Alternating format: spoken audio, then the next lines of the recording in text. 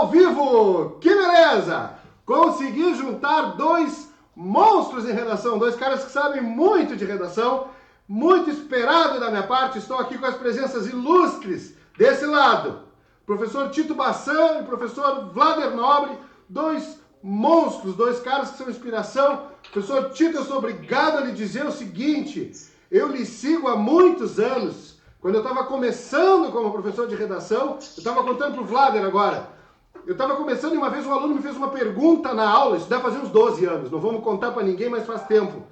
E o aluno fez uma pergunta na aula e eu não sabia responder, e eu mandei uma mensagem pelo Messenger, professor Tito, o que é tal coisa? Um aluno me perguntou aqui, eu não sei. Né? O ignorante não tem que ter vergonha, né? E o professor Tito, com uma paciência de Jó, me mandou a explicação, isso funciona assim, assim, assado. Eu nunca me esqueci disso, não tive oportunidade ainda de pessoalmente lhe agradecer, a gente fazer alguma coisa junto, mas é um desejo meu.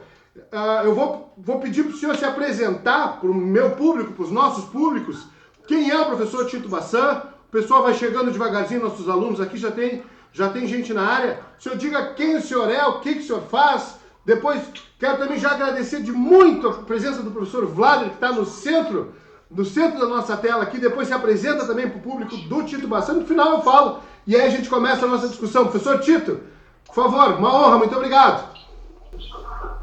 Eu sou o professor Tito Bassan, leciono há 37 anos, mas com redação trabalho já há 22 anos. Eu tenho o polo de Marília e duas cidades da região, que é Tupã e Adamantina.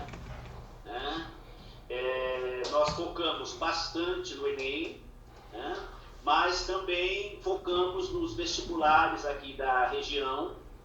Nós focamos bastante na FUVEST, nas provas da Unesp e bastante também focamos intensamente nas provas do Paraná, da UEM, da UEL, da UFPR. E temos que mencionar também a prova da Unicamp, mas já tenho 22 anos aí de história, mas é aquela coisa, a gente aprende sempre e estou muito feliz nesta primeira experiência, com o Panda. A gente já se fala já há alguns anos, é o primeiro momento que nós estamos trabalhando junto, e fico muito feliz de conhecer o Vlader, de Petrolina. É um prazer conhecê-lo, assistir a alguns áudios, um Vlader que é muito rock and roll, gostei muito da sua performance com o repertório dos Titãs, e é sobre repertório que nós vamos falar aqui hoje. Vlader, conta pra nós quem tu é.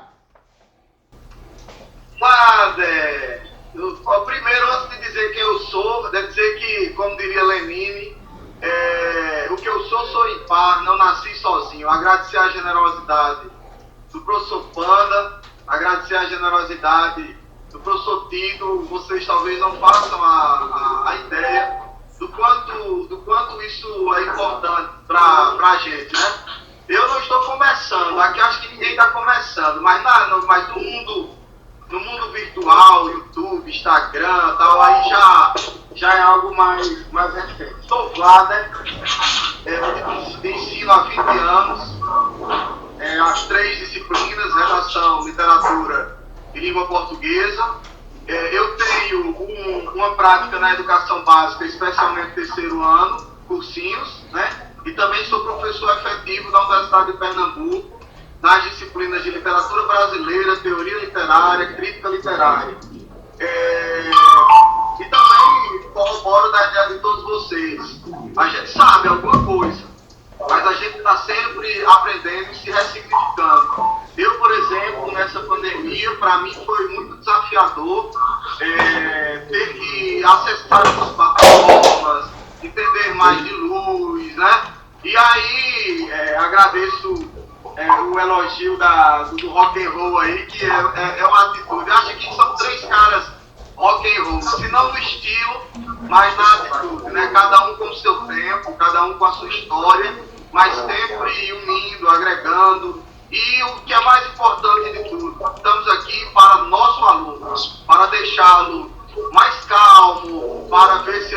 melhor esse momento. Eu já vou antecipar um dia de cada vez, senão o bicho pega, um dia de cada vez, tá? E é isso. Mais uma vez, agradecer a banda e agradecer agora, conhecendo e acompanhando e dizendo que Petrolina está à disposição de qualquer um de vocês. Saiam do frio pro calor. Forte abraço. Os meninos estão reclamando aqui que o áudio tá baixo. De todos? Para vocês? De todos. O áudio tá baixo de todo mundo? Meninos, falem comigo. Meu agora... Tá, eu vou podemos falar um pouquinho mais alto também, se for o caso. É. E eu estou providenciando um fone um pouco mais potente também. Professor Vlad e do Tito, de todos? Não, eu digo de todos, de nós os três, tá baixo? O Tito que tá mais baixo, principalmente o do Tito. Ah, é? É, o segundo retorno da meninada aqui, tá? Bom, a gente tá fazendo essa força aqui no sentido de... Principalmente do Tito e do Vlader. Tito e Vlader apenas. O Elvis falando com a gente aqui. Do Tito tá muito baixo. Tá bom. Deixa eu pensar como é...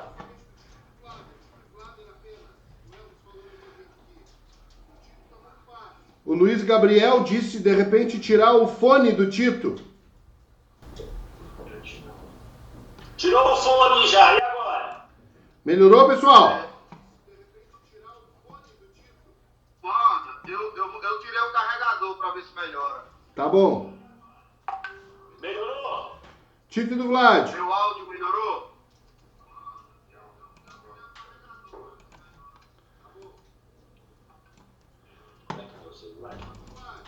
Não, tem uma chance aqui de ser uma mocoronguice minha aqui, que eu não... Deixa eu ver se eu consigo ajustar. Mudar para visualização, interlocutor. Não, tá tudo alto aqui. Facebook, compartilhar a tela. Não volta. Volta pro tamanho que tava para não deixar burro. E agora? Meninos, não seremos derrotados pela tecnologia. Dá para entender, mas permanece baixo.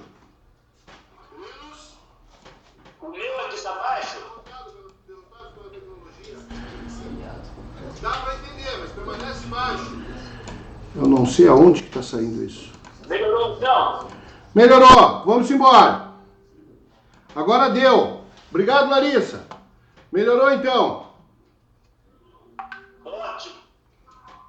Melhorou o áudio do Tito. Que bom, legal. Então vamos lá, professor Tito. A nossa proposta aqui hoje também é falar com os meninos assim, em tempo de confinamento, né, e de estreitamento, muitos desses meninos assistem vídeos, assistem um monte de coisa, mas o efeito, o residual disso, assim, o que fica, né, o que eu vou levar para a prova apenas dessa forma que eu estou tendo como estudar. Então, a gente veio dizer para eles assim, olha, sim, assistam vídeos, mas talvez seja interessante pegar um caderno, tomar nota, fazer uma referência, né, fazer uma pergunta, pegar as coisas que nós falamos aqui, tentar produzir um texto, tentar escrever, né, para não ficar meramente na relação passiva de tô aqui só ouvindo, né. Então, eu queria que o senhor colocasse 5 dicas e depois já entre na questão do conteúdo e dos temas de redação, propriamente, que a gente vai trabalhar, mas que o senhor dividisse com nossos públicos, assim, como é que se estuda, né? Que dicas o senhor tem para dar para eles que estão com essa dificuldade? Como é que se estuda nesse tempo maluco, né? O que dá para fazer para render mais, para ficar um residual maior, para sobrar alguma coisa a mais? Poderia repetir o Panda, por favor? Claro. Então, assim, queria que o senhor desse uma... Antes de nós falarmos, que o senhor depois já emendasse nos temas de redação que o senhor acha pertinentes, mas que o senhor nos ajudasse com a sua experiência no seguinte sentido. Que dica a gente pode dar para esse aluno, para esse estudo, nesse momento louco que eles estão vivendo, para isso render mais, para eles conseguirem aprender mais, um pouco mais? Ah, sim. Bom, focando na questão da redação, estão ouvindo? Sim. Isso. Estamos num momento de quarentena e, como disse o Flávio, quer dizer, a coisa tem que ser meio que paulatina, né? Ou seja, tem que ser vivenciada no dia a dia. Então, no contexto de redação e repertório, né, eu ouço muito dos alunos que a quarentena dá um certo tédio, dá um certo desânimo, mas esse desânimo, esse tédio, precisa ser revertido em produção do conhecimento. Né? Eu sei que é complicado, alguns ficam até meio um pouco deprimidos, mas é importante, neste momento, né, na ampliação do repertório, além do material didático do seu curso respectivo, seja online ou seja o curso presencial, que no momento, né, não está sendo possível em função da pandemia, é importante que eles possam ampliar o repertório, priorizando primordialmente a leitura. Né? A leitura de obras literárias, a leitura dos sites mais sérios, né? Eles precisam de muita informação, né? E essa informação precisa passar por um processo de reflexão para que se torne um repertório sociocultural. Né? Outra questão importante é o momento, como estão num período de quarentena, assistir a séries, a filmes que auxiliam muito, muito mesmo na ampliação desse repertório, né? No enriquecimento desse repertório. E nós temos uma produção hoje, né? Uma produção, né? Nós temos os canais de streaming, por exemplo, em que eles têm bastante acesso, e no início da apresentação eu falei, né, do Flávio, né, que eu achei muito bacana a coisa dos Titãs. Eu gosto demais de Raul ao Seixas, né, meio clichê aí, né, um pouco clichê, mas eu gosto muito dos Titãs, do Legião Urbana. Então, é um momento, vai como dica também, os alunos estudarem, ouvirem, analisarem, né, os clássicos do rock and roll brasileiro. Né? Porque eles têm muito conteúdo, Legião, Titãs, o Ira, enfim, os principais grupos, sem contar também os clássicos, Caetano, Gilberto Gil, Milton Nascimento, o próprio Luiz Gonzaga, né? Tem um repertório, Gonzaguinha tem um repertório mais politizado. Então eu acho que é o momento de abrir, de alguma forma, estes canais de acesso ao conhecimento, tá? Porque não tem uma outra alternativa, né? Claro que a aula presencial ela é fundamental, mas em função de um contexto, né, nós temos que ficar em casa, temos que tomar cuidado. Aqui no interior de São Paulo a coisa está muito complicada, porém eles precisam deste acesso, né, ao conhecimento. Então é o momento de ampliar o seu repertório, né, porque por exemplo, cultura de massa. A cultura de massa ela cai como tema no repertório. Tem determinados estilos musicais que não adianta você se aprofundar, você conhecer, você estudar, porque não vai ser cobrado como tema e não é aceito, né,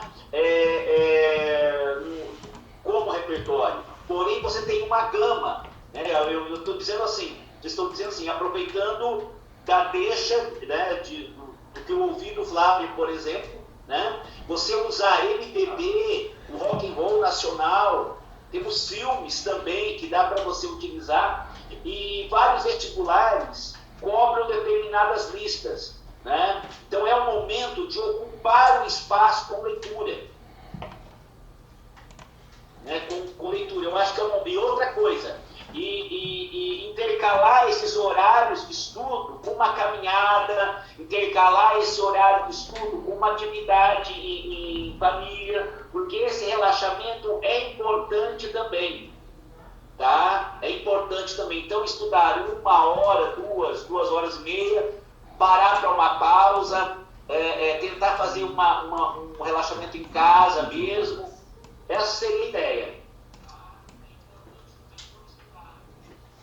Então tá, Vlader, o que tu diz para nós nesse sentido, assim, como é que a gente faz para aprender nesse tempo louco, né, enfrentamento dessa situação maluca, onde o aluno quer estudar, porque eu tenho aluno que fala para mim assim, Panda, eu estou estudando às 8 da manhã, às 8 da noite, parece que eu não aprendo nada, né?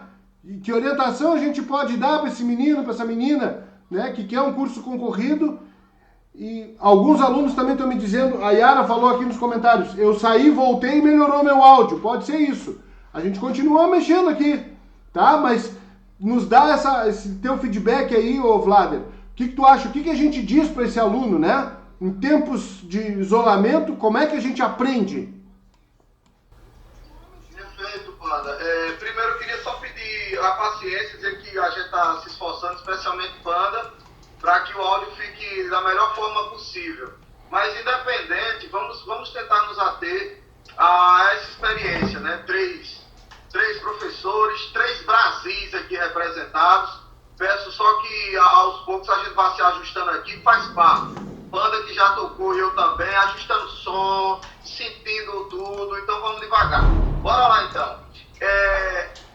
A grande questão que eu chamaria a atenção é que nós internalizamos a lógica da produção, né? Todos nós internalizamos o produzir pelo produzir.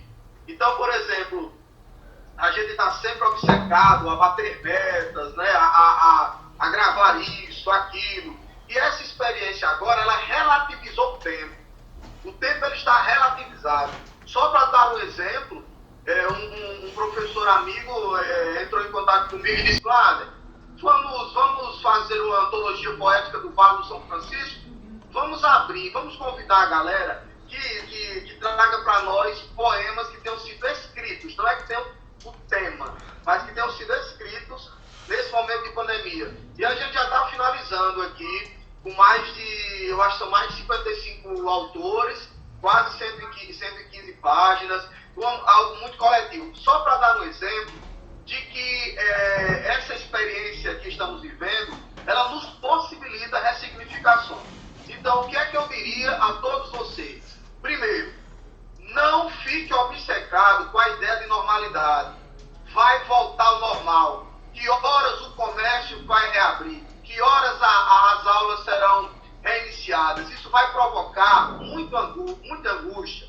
E é um gatilho para a ansiedade, especialmente quem já é ansioso. Eu, por exemplo, sou. Né? Aprendi a aceitar que essa situação a gente não pode alterar nesse momento. Mas tem coisas muito importantes. A partir dessa experiência, eu me inseri mais no mundo digital. Eu entrei em contato com a live do Panda, trocamos figurinha e agora estou aqui. Acabo de conhecer por intermédio do professor Panda o Tito Bassan, ou seja, nem tudo está perdido. Crise, a palavra crise, me ajuda aí, Panda, também o professor Tito. A palavra crise, a origem dela está associada à mudança, transformação, ressignificação. Então, assim, para não pirar, meus conselhos para não pirar, criar uma rotina, criar um hábito, tá? Eu gosto de assistir alguns programas de sobrevivência, aqueles desafios dos caras, e algo muito claro, se alguém aqui já serviu o exército ou coisa do gênero, quando você está em situação de isolamento, de sobrevivência, você precisa ocupar a cabeça.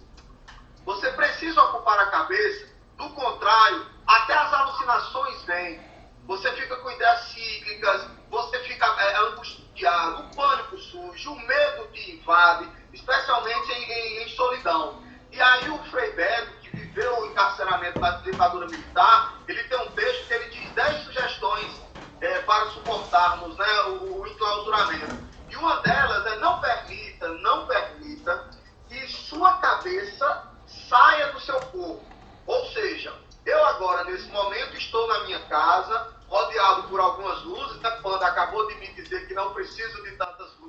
Não falei isso.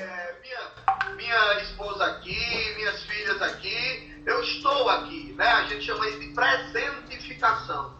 É o que eu tenho neste momento, me preparei com minha ansiedade para esse encontro, reli livros espalhados, mas dá a mim uma segurança. Por quê? Porque a rotina traz segurança. Então vocês poderiam, meus alunos, vocês poderiam, por exemplo, estabelecer leituras, sejam leituras literárias ou não. Há um convite à filosofia, por exemplo, que é uma área da qual eu gosto muito. Vocês poderiam dizer a cada 2 dias um documentário. Eu tenho uma lista imensa de documentários. Acredito que o professor Pando e o professor Tito tem bastante a oferecer em compreensão de mundo, né? Então você cria uma rotina. Agora, para encerrar e passar aos grandes mestres aí, não deixe o Marte engolir. É uma letra do Charlie Brown Jr. Não deixe o Marte engolir. Em que medida eu digo isso? Se você um dia não acordar produtivo, não estiver no seu surto criativo, não se sinta culpado. Especialmente aos meus alunos que hoje tivemos simulado. Professor, estou mal porque não consegui. Não tem problema. Não tem problema. A vida traz essas alternâncias de energia. Faz parte. O que não pode é a persistência do tédio. O que não pode é você não se permitir novo.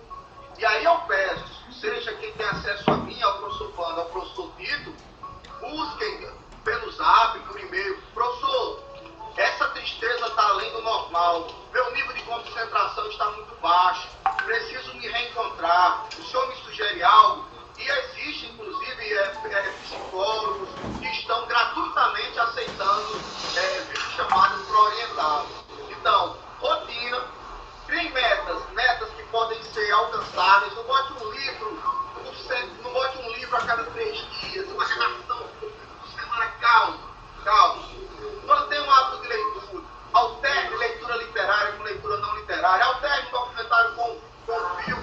Se o filme é muito pesado, vai assistir As Branquelas, vai assistir o Alta Compadecida, né? Porque a realidade já está cáustica demais. Então, uma dose de veneno, uma dose de realidade.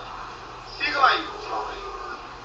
Professor Tito, os meninos pediram para o senhor falar, que eu quero ver se o seu áudio está bom.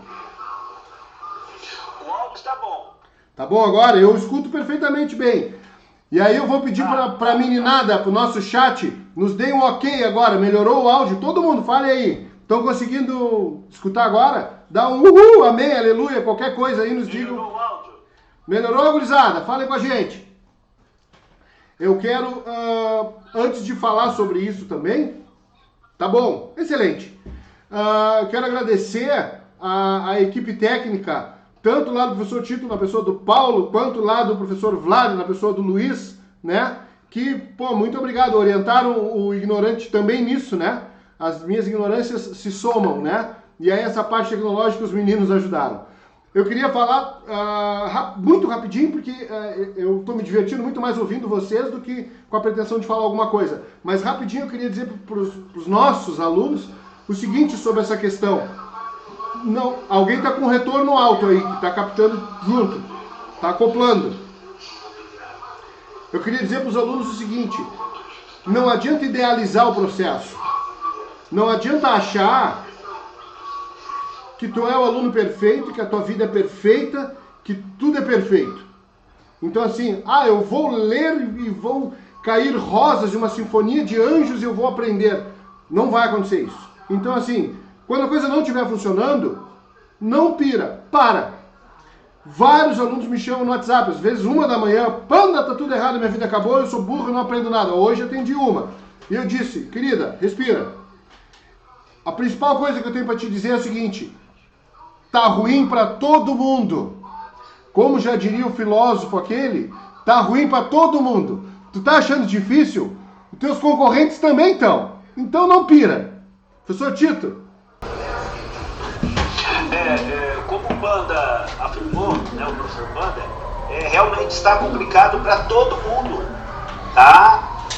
E não é uma coisa regional, não é Marília, não é Diamantina, não é Tupã, não, é Petrolina, Pernambuco, Pelotas, Rio Grande do Sul, Brasil como um todo. Né? Então, dentro daquele contexto, surgiu, né, uma sensação de desânimo, uma sensação de tédio, aquilo que foi comentado. Né? Lembra, não se sinta culpado se uma determinada meta, né, você estabeleceu uma meta para o dia de amanhã, chegou no final da tarde, não conseguiu montar o texto que foi proposto, não conseguiu fazer os exercícios, todos os exercícios de química e física, existe um outro amanhã. Né? Então é super importante esta consciência, tá? Porque além do tédio, além da sensação de procrastinação, né? Além dessa sensação que isso está acontecendo com todos, né? Mas dentro desse contexto, você não pode se sentir culpado, tá? Mas ao mesmo tempo você precisa lembrar que você tem que produzir. Mas com essa produção não precisa ser como se diz aqui na região, a ferro e fogo, tá? Então é importante isso. Procurem diversificar na forma, na maneira de se adquirir o conhecimento.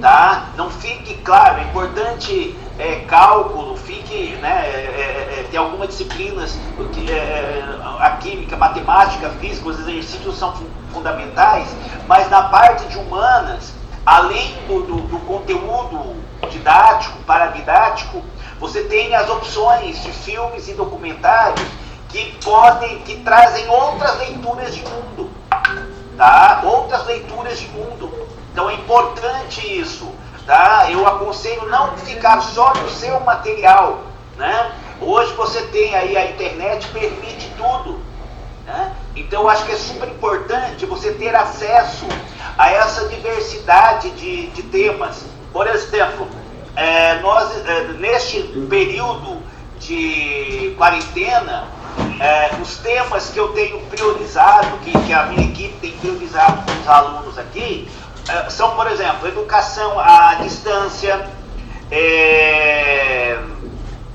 educação domiciliar, empreendedorismo feminino. Tanto é que em relação ao empreendedorismo feminino, já pelo menos aqui no estado de São Paulo, há uma preocupação com o retorno do trabalho em relação às mães. Né? Não, só estou dizendo assim, a gente está procurando focar, né? Por quê? Porque quando pelo menos assim, os temas dos vestibulares, tá? Normalmente é aquilo que esteve na mídia durante o ano todo. E eu diria que a quarentena, ela permite a exploração de temas concernentes à própria quarentena. Então, sim, os alunos estão vivenciando uma experiência que poderá ser cobrada em uma das provas no final do ano, não só no Enem, mas em outros vestibulares também. Então eu acho que é importante que eles tenham essa consciência, e essa consciência dá também uma certa tranquilidade. Então eles estão vivenciando temas que poderão ser cobrados nas principais provas no final do ano, seja no Enem, seja na Unesp, na FUVEST, na Unicamp e nos demais vestibulares regionais. E aí, Vlader, antes de passar para ti, só que a fala do professor Tito me suscitou uma coisa rapidinho aqui, depois eu peço que tu comente também. Saiu todo mundo da sala. Eu digo para os alunos, minha cabeça é uma sala cheia de gente. Aí tem uma hora que sai todo mundo, fica só eu lá dentro, e aí demora uns 2 segundos, aí eu chamo e eles voltam, né? Lembrei. Mas assim, o professor Tito, e eu já tinha dito isso para os meus alunos aqui, assim, o tamanho dessa pandemia, pensando nos seus efeitos e tudo mais, é muito grande. Isso vai estar presente no Enem, vai estar presente nos vestibulares. Eu não sei se vai ser o tema da redação, mas os temas ligados à pandemia vão estar presentes nas provas. Desde a parte biológica, a vacina, o soro, a testagem, os efeitos, o emprego, a economia, o governo, o papel do Estado, a democracia, as relações internacionais, alguma coisa, assim, a pandemia estará presente na tua prova. Isso é uma certeza, posso te garantir isso. Acho que os professores de alguma forma corroboram isso. O que é importante, o que eu preciso que vocês pensem? Eu preciso que vocês pensem a pandemia com caráter universal, ou seja, não apenas aquilo que tu está sentindo, não apenas o que tu está vivendo. Então tem que pensar o que os outros estão vivendo, o que os estados estão fazendo, quais são as políticas públicas, qual o impacto na economia. Então tu tem que pegar esse problema que está te afetando e tentar enxergar ele em macro escala, né? Não só na tua pecinha do teu mosaico. Tem que afastar e tentar enxergar. Pandemia, Covid-19, isso vai estar nas provas. Isso é certo, tá? Professor Vlader, por favor.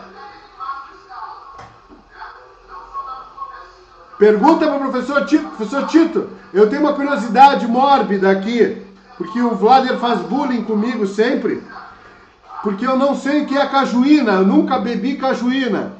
E aí eu perguntei para eles aqui, será que o professor Tito, que é mais vivido, será que o professor Tito já tomou cajuína, sabe o que é isso? Se eu tomei o quê? Cajuína. Não. Mas É uma conhece? bebida... Não conheço, me desculpem, mas eu realmente não... É cajuína. Eu sofro bullying por causa da cajuína. Por que, Wanda? É algo nosso aqui, aí a gente fica brincando com ele, que ele não conhece. Ah, tá. Obviamente é derivada do caju. É um aguardente, o que é? Então, mas tem duas possibilidades, né? Ela é feita com a fermentação do próprio caju, que é considerada natural, e depois transformaram em refrigerante gaseificado, né? Que é a marca mais conhecida aqui no Nordeste, e não nos está patrocinando por enquanto, é a Cajuína São Geraldo. Eu não sei se vocês já ouviram falar no Guaraná Jesus, do Maranhão, que ele é bastante conhecido. Sem mentira nenhuma, é o que eu ia perguntar agora, né? Se você aí no Nordeste já teve o conhecimento, porque nós conhecemos aqui, não é comercializado, mas nós conhecemos aqui, eu acredito que por meio das redes sociais, do famoso Guaraná Jesus, de qual estado? Maranhão? Maranhão. Ele vende tanto lá que ele vende mais que a Coca-Cola. A cajuína, sério? No interior do Ceará, vende mais que qualquer refrigerante. Aí meus alunos sabem que eu gosto muito e eu descobri uma diabetes há 2 anos, aí a minha campanha é para eles lançarem diet para eu poder beber. Tá. Banda, no momento que você falou, o áudio para mim não ficou bom, mas eu fui captando. Falar um pouco, né, de como essa experiência pode estar nas provas. O que me chama mais a atenção, né, no que estamos vivendo, já falei no início, é o quanto o tempo está relativizado. E outra discussão interessantíssima tem uma música do Rio do Havaí que diz: toda vez que falta luz, o invisível nos salta aos olhos. A gente está discutindo que não podemos viver do essencial. A grande discussão, não é hoje, é que assim, só faça o que é essencial. Aí eu provocaria a todos nós, em que momento da nossa vida a gente deixou de se dedicar ao essencial? Bem-vindo à sociedade de consumo, bem-vindo ao hiperconsumismo. Então, a relação, por exemplo, que criou-se a politização da saúde, também criou-se uma falsa dicotomia, né, que é saúde, economia, o que você está falando. Economia e saúde. Uma discussão muito interessante, que eu acho muito importante, é a importância da família no processo de aprendizagem. Por que eu digo isso? Porque agora os pais se deram conta que os filhos dentro de casa dão um trabalho danado. Eu acho que muitos pais estão assim, que as escolas abram logo, eu preciso voltar às minhas atividades. E na realidade, até lei, os pais têm que acompanhar regularmente a educação dos filhos, senão comete um crime de abandono intelectual, né? Não acompanhar a vida escolar, não matricular. Então eu chamaria a atenção para isso. Outro tanto mais provocativo, eu não sei se vocês dois vão concordar, com a liberação do material sigiloso dos corretores, Eu achei uma manobra esquisita, mas dá pano para manga. Nós estamos diante de uma situação muito curiosa, que é o faça você mesmo. A ideia de que a descentralização do conhecimento, todo mundo agora indo para tutorial, assinando cursos para serem chefes de cozinha, empreender nisso, empreender naquilo. Então é interessante pensar que, especialmente, o contato que temos com as tecnologias, né, as TICs, essas tecnologias atuais, elas dinamizam o processo, provocam impactos, como é que eu diria, irreversíveis, não só na educação, mas no imaginário coletivo de todos, tá? O tempo está relativizado. O processo educacional não é monopólio da escola, na realidade isso foi. Então eu sou muito inquieto com as questões educacionais. E nas questões educacionais, o abismo que ainda existe no acesso à internet de qualidade no Brasil. A disparidade, o quanto a pandemia trouxe de maneira cruel até a desigualdade dos abismos socioeconômicos brasileiros. Fique à vontade. Vai, Tito! Olha, a questão, né? A questão que nós poderíamos levantar aqui é a pandemia. Ela realmente trouxe, né, a comprovação, né, do elevado grau de exclusão social que nós temos no Brasil, né? Eu acredito que seja um drama aí no Rio Grande do Sul e em Pernambuco também. Eu sei que não é um assunto muito agradável, mas é importante trabalhar isso daqui, porque esse é mais um tema que pode ser abstraído do contexto da epidemia, né? Porque 30% dos lares brasileiros não têm acesso às novas tecnologias, não têm acesso à internet. As classes T e E, quando têm acesso, a grande maioria é por meio do celular, não tem um notebook, não tem um computador fixo. Então, para que esses alunos tenham acesso ao conhecimento elaborado, além de um cotidiano diferente das classes A, B e C, né, eles não têm muitas vezes um estímulo familiar ou um contexto ou uma realidade que oportunize a cada um deles o acesso ao conhecimento elaborado, ao conhecimento científico, tá? Então, tanto é que os colégios da região aqui, eles estão com aulas remotas, né, aulas online, algumas aulas gravadas, as escolas particulares, mas eu tenho amigos, professores, colegas que lecionam na rede pública, e a Secretaria de Educação está tentando uma experiência, né? Mas o acesso é bem restrito, justamente porque não são todos os adolescentes, não são todos os jovens, ou mesmo as crianças, que têm acesso a um tablet, que têm acesso a um computador fixo, né? Porque muitas vezes um exercício da área de exatas é muito complicado. Você estudar, por exemplo, celular, né? Então eu acredito que essa pandemia ela externa, na verdade, o grau, né, de exclusão que nós temos em nosso país, né? Ele externa o grau, né, de exclusão social, da exclusão digital que impera em nosso país.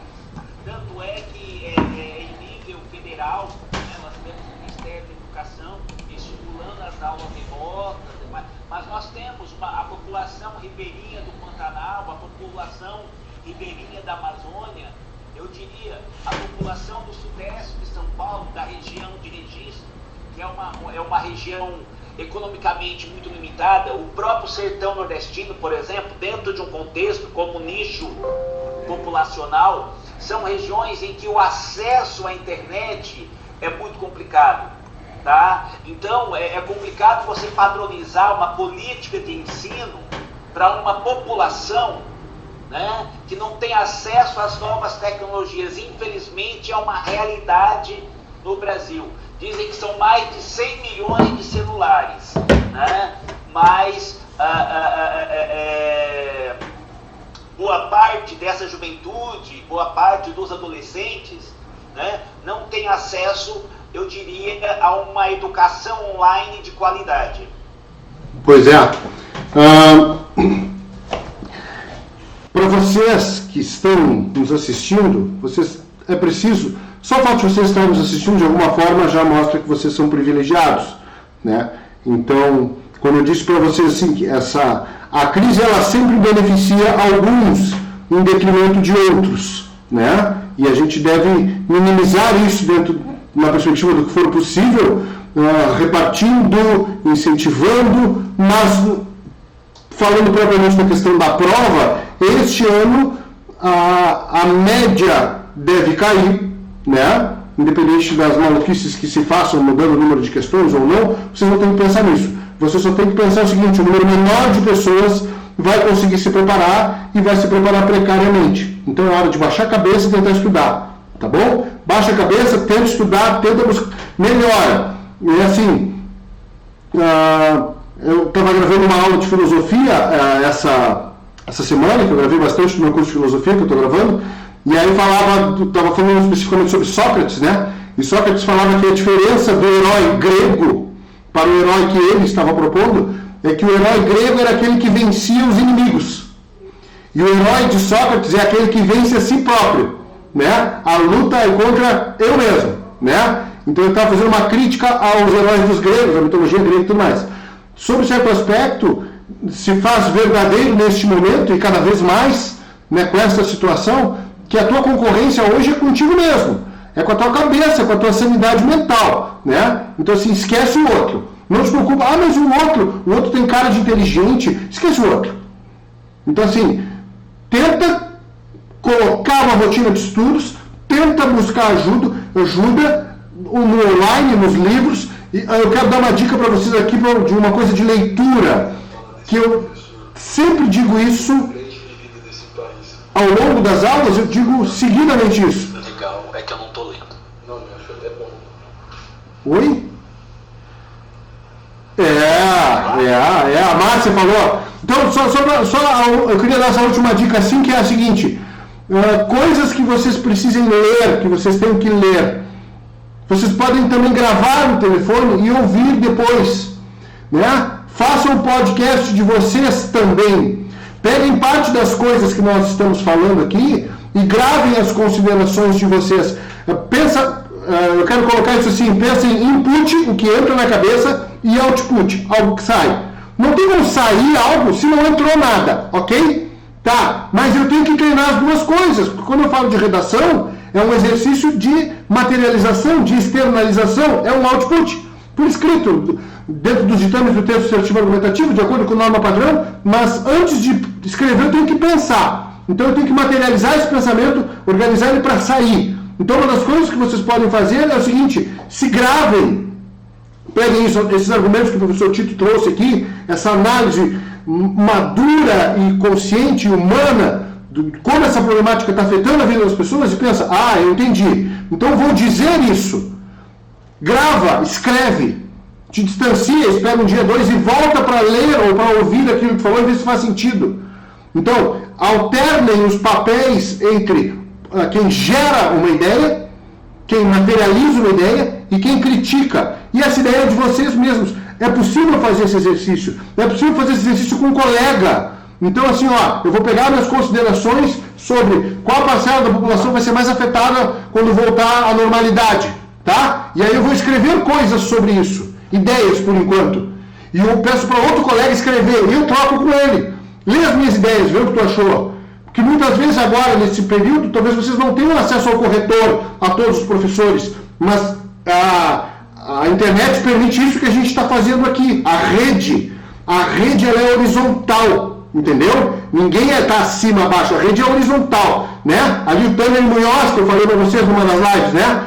Talvez uma das expressões mais democráticas seja a internet, porque é horizontal, né? Então, assim, nós temos o norte, o sul, o sudeste do país, todo mundo junto aqui com vocês e a gente intercala o tempo. Então faz isso também. Pensa sobre globalização, lê uma coisinha sobre globalização, pega essas tuas ideias e grava um áudio. Eu acho que globalização é isso é importante para tal coisa. Pega esse áudio e manda para os teus colegas.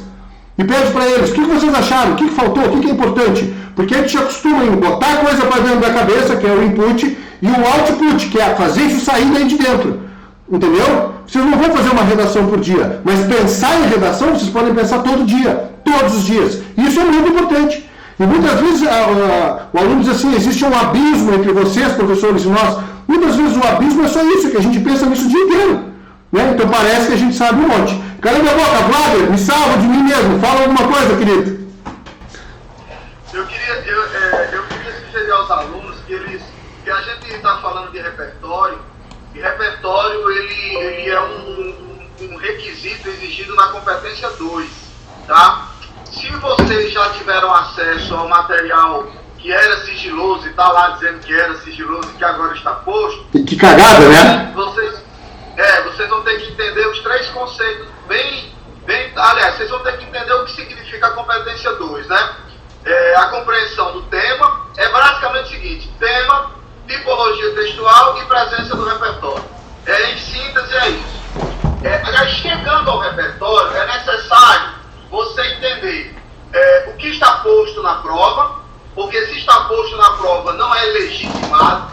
Por que não é legitimado? Porque foi dado, não é trazido pelo aluno, não faz parte do acervo pessoal do aluno. Em seguida, do legitimado, né, que é o 120, ao 160, a pertinência. Pertinência é fazer pertencer à temática, é conectar a discussão. E a grande, eu diria aqui no Nordeste, o pulo do gato, eu não sei como é que vocês diriam aí, a cerejinha do... Certo. Mas a grande sacada é o uso produtivo. Como usar de modo produtivo o repertório? Aí eu vou dar uma dica. Quando você é capaz de fazer esse uso produtivo, produz o quê? Acima de tudo, produz sentido ao teu texto e produz um efeito no leitor, efeito tal, que até esse repertório, seja ele qual for, ele passa a ser um aumentado do teu texto. Então eu vejo que alguns textos que tiraram nota 1000 usam o famoso loop. Aí tem muito aluno que usa, mas não sabe fazer. Vou dar uma dica muito massa para vocês. Façam funcionar o uso produtivo. Consigam o uso produtivo no parágrafo em que você faz a referência ao repertório. Por quê? Porque às vezes você traz o repertório, cita, ele é até legítimo, pode até ser pertinente, mas você não fez uma amálgama do seu próprio texto. Ele não foi, a palavra que o manual usa, mobilizado pelo candidato para a defesa do ponto de vista. Pergunta-chave. Qualquer repertório surgir na sua cabeça, pergunta-chave. Por que eu estou pensando nesse repertório? Deixa eu dar um exemplo para vocês. Todo mundo aí acompanhando, mais uma vez, eu vou usar aqui a insistência da população norte-americana. Causa um mal-estar. Quando é ver aquela cena de um homem de 1,98 m, algemado no chão, com sua traqueia pressionada por 6 minutos, e todos passivos, a palavra que você usou no estudo aí, Panda, passividade, a parte de um ser humano agonizando, porque uma autoridade policial está posta, não há autoridade maior em democracia nenhuma da autoridade de fogo, constituído, inclusive contra abusos de autoridade. Então, quando eu assisto aquela cena, eu ativo as conexões dentro de mim, mas é minha história. Flávia é leitor, Flávia que ouviu música, Flávia que conversou com os amigos, Flávia com sua relação com o Panda, Flávia com sua relação com o filho. Levantou, eu vou encerrar. Aí vem na minha cabeça o Mulato, o livro Mulato, vem na minha cabeça Olhos que Condenam, vem na minha cabeça a história do Lima Barreto, e tantos elementos. Cara,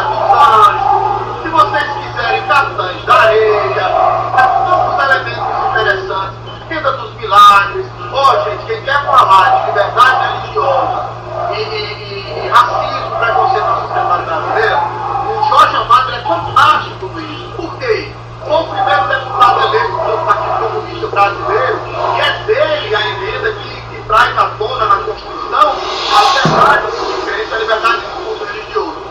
Beijo para vocês aí. Vai, Tito.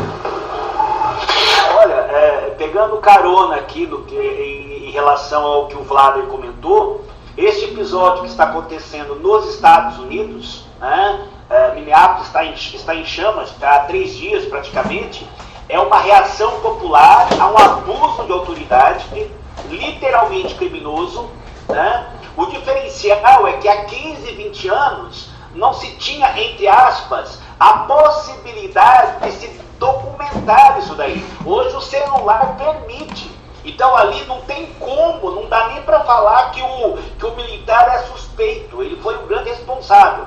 E fazendo uma transposição aqui para a realidade brasileira, né, um tema que é muito recorrente, a questão racial, porque aí foi além de ser um homicídio, foi um crime racial também. Eu diria, né, o Vlader, ele falou aí de uma série de obras literárias, filmes.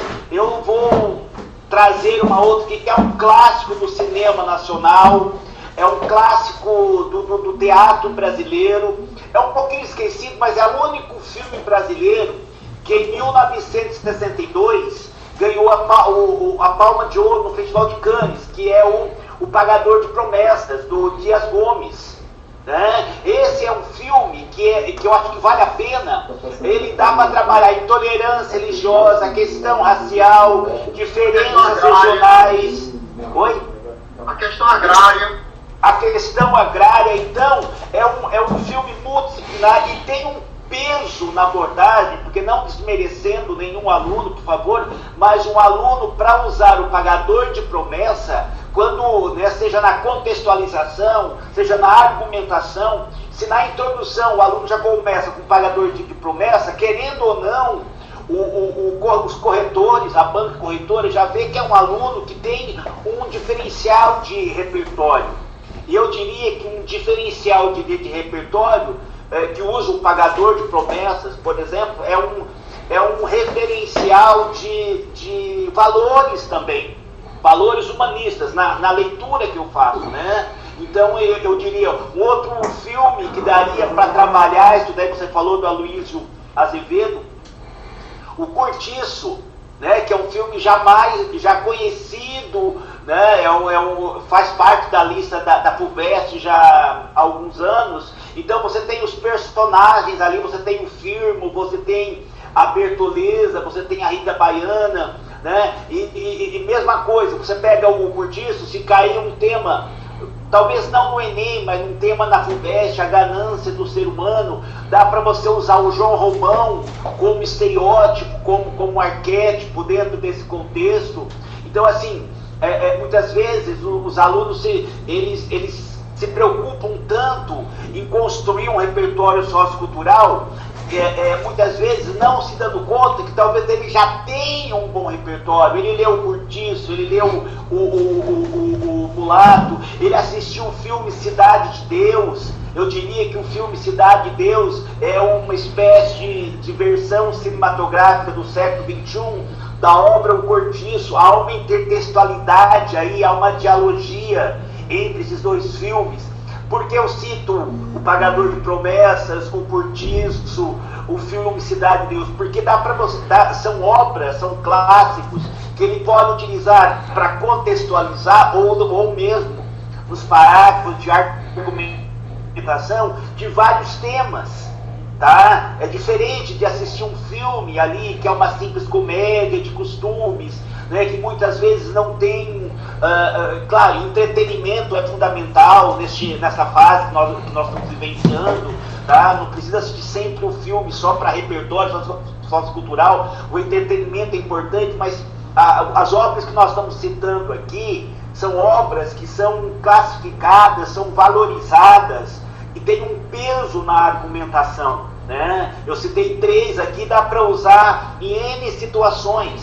Até porque a intolerância religiosa já foi o tema que caiu no Enem, e eu tive alunos que usaram o Pagador de Promessas e tiraram, por exemplo, 980 ou 960.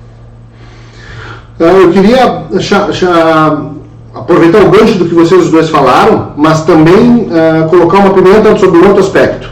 Muitas vezes, nos diferentes temas que a gente propõe para os nossos alunos, há temas cujo impacto efetivamente muda a vida das pessoas, oprime as pessoas, destitui as pessoas da sua dignidade. E às vezes os alunos querem tratar disso com um certo tecnicismo, né, com um distanciamento desumano. E eu digo para alunos assim, olha, tem temas que carregam uma carga de dramaticidade que não dá para comer com palitinho isso aqui, entendeu? Tu tem que te sujar. Então assim, tu tem que dizer que isso é um absurdo, que isso é aviltante, que isso tem que ser enfrentado. Não adianta passar por cima e dizer, olha, isso é uma análise da sociedade, da conjuntura. Então se falar sobre violência contra a mulher, sobre trabalho escravo, sobre exploração de criança, tem que sujar as mãos, assim, sabe? É uma coisa que tu não comes com palitinho sem te sujar. Tu tem que ser enfático. A dramaticidade do tema, muitas vezes, nos últimos anos nós pegamos temas que não eram tão dramáticos, mas pode aparecer um tema, então assim, se for um tema que toca na dignidade de alguém, de uma parcela, de um grupo, de uma minoria, tem que dar porrada no sentido de não dá para ficar em cima do muro. Por isso que a tese também é chamada de opinião forte. Tu está sendo avaliado como cidadão também. Tu é um cidadão que tu tem que te indignar com algumas coisas. E aí eu faço o gancho com essa suavização, com essa coisa en passant, né, com essa coisa morna, que alguns temas não permitem, né? Na minha opinião, posso estar errado, né? Mas também eu faço link com o texto da Hannah Arendt, da banalização do mal, né? Porque isso tem a ver com o que a gente está falando, assim, morreu um cara lá nos Estados Unidos, não tem problema, morre gente todo dia. E num espaço muito curto de tempo, nós fomos acometidos por isso no que diz respeito à pandemia. Por quê? Que eu me lembro, assim, 2 meses atrás, quando chegou a morrer 200 pessoas por dia, eu disse, 200 pessoas, que horror, um dia, sabe? E aí subindo, 400, 600, 1.200, e hoje já está assim, morreu mais 1.000 de novo. 1.000 famílias perderam entes queridos, 1.000 pessoas perderam a vida, não é mais 1.000, né? E aí a gente acaba sem querer politizar, mas ele deixou picando o azar dele, né? Tem temas que eu não posso tratar com e daí, né? E a redação tem que ser mais humana, mais comprometida, né? Então isso que eu queria que vocês dois levantaram a mão e vocês seguirem, não sei quem fala, mas eu queria dizer isso. Eu deixo o Tito a seguir, sem problema, Tito. Depois eu falo. Não, pode falar, Gary, por favor. Pronto, você trouxe o Curtiço, muito emblemática, uma obra que tem uma alegoria muito interessante de um Brasil que transita da escravidão para o capitalismo. Então, João Romão é a síntese do capitalismo e Bertoleza é um passado escravagista que tem que ser morto. Por isso aquela morte tem que ser. O Brasil, ele a todo custo ele quis acabar com Bertoleza. Só que quais são os problemas? Aí eu vou usar o Milor Fernandes. O Brasil tem um imenso passado pela frente, né? A transição não foi possível, sem inclusão social, sem indenização pelos trabalhos prestados, né? Então aí era só para corroborar que no Curtiço a tônica capitalismo exploratório, né? O capitalismo na sua face mais cruel, digamos assim, do final do século XIX. E Bertoleza, essa figura João Romão e Bertoleza, você já tem a síntese, como também um tema como brasilidade, reflexão sobre, inclusive, xenofobia. Você tem aí o dilema entre brasileiros e portugueses, né? O português que chega ao Brasil ou se dá bem ou se ferra. João Romão se dá bem, mas Jerônimo termina alcoólatra, termina lascado mesmo. E para dar sequência ao que o Panda falou, a ideia de a gente vive uma sociedade, e aí isso fica muito, muito bem posto nas redes sociais, muito cola e copia, muito aplauso por vida, muito encaminhamento, mas pouco posicionamento. Na realidade, está quase o teoria do medalhão de Machado de Assis, né? Não busque atrito. O exercício do diálogo, o exercício da argumentação, por si só, ele tensiona essa relação, eu e o outro, né? Aí eu queria chamar a atenção para o aluno de que ele não deixa um texto frio, mas frio é no sentido de o texto precisa de modalizadores argumentativos. Às vezes a escolha de um advérbio, né? Às vezes a escolha de um verbo. A oração bem construída, vou dar um exemplo, é um equívoco tal prática, né? Isso afronta qualquer ideia de democracia. Então, a escolha vocabular, já por si só, a escolha vocabular já traz aquilo que na competência 3 vai se falar de autoria. Então, a defesa, ela é inerente ao texto dissertativo argumentativo. Há que se ter coragem de defender. E os temas do Enem vão sempre girar em torno dos famosos temas transversais. Ética, saúde, meio ambiente.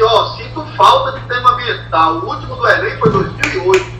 Né? E não quero nem saber do ministro atual. O pouco importa. Porque o ano passado destruíram o cinema e o tema foi cinema. Então não queria entrar nessa discussão, né? Então meio ambiente muito forte, saúde mental nessa pandemia, pluralidade cultural, diversidade cultural, né? O reconhecimento da integridade humana em qualquer as questões de gênero. Aí alguém vai dizer, mas isso isso a ministra tal não vai. Não pense nisso não, se capacite. Uma coisa que eu não gosto, queria compartilhar esse desabafo com vocês, não cabe a nós adivinhar tema, cabe a nós preparar o aluno para qualquer chuva, cabe a nós preparar o aluno para ele se sentir seguro. E você, professor Tito, tocou em algo muito bom, ele já tem esse conhecimento, são 12 anos de escolarização, são obras que foram discutidas, são conceitos filosóficos que foram apresentados, foram reflexões sociológicas que foram apresentadas. Agora, se não internalizou para si, se não fez daquilo um patrimônio intelectual, se está em busca de muleta, de esqueletinho, das 100 melhores citações, da introdução para qualquer tema, aí fica complicado. Uma vez eu fiz uma provocação que um aluno disse que não bastava ter criatividade para escrever bons textos. Então eu disse, o que é que você entende por criatividade? Você acha que criatividade é genialidade?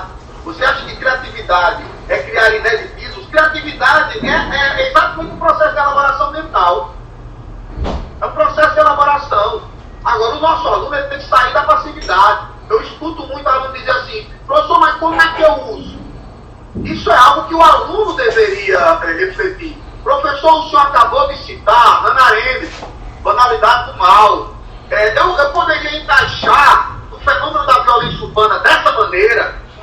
Isso seria uma boa provocação. Mas muitos alunos transferem a nós o dever de pensar e conectar.